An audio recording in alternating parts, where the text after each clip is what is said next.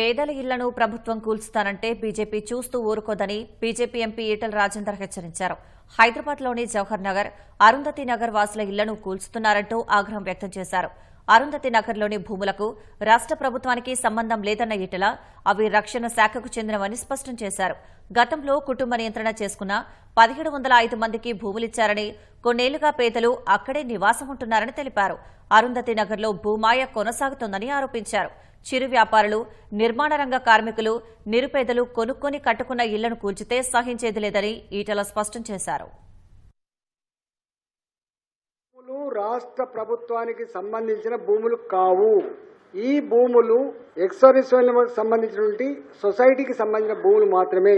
ఈ భూముల్ని real estate వ్యాపారులకు మాజీ సైనికులు అమ్ముకుంటే ఆ రియల్ ఎస్టేట్ వ్యాపారులు ప్లాట్ చేస్తే 60 గజాల చొప్పున 80 గజాల చొప్పున వాళ్ళు కొనుక్కొని నివాసం ఉంటారు. ఇవాళ పెద్దవాళ్ళ జోలికి వీళ్ళు పోయే ప్రసక్తి లేదు. ఎకరం ఆక్రమించుకున్నాడు ఎవరైనా ఉండి ఎకరం కొనుక్కొని కట్టుకున్నాడు వాళ్ళ జోలికి పోయే ప్రసక్తి లేదు. కానీ చిన్న వాళ్ళ జోలికి పోయే ప్రయత్నం చేస్తున్నారు. మేము ఒకటే హెచ్చరిక చేస్తా ఉన్నాం, పేదల జోలికొచ్చి పేదల ఇల్లు కూల్చివేస్తే చూస్తూ ఊరుకోవడానికి భారతీయ జనతా పార్టీ సిద్ధంగా లేదు.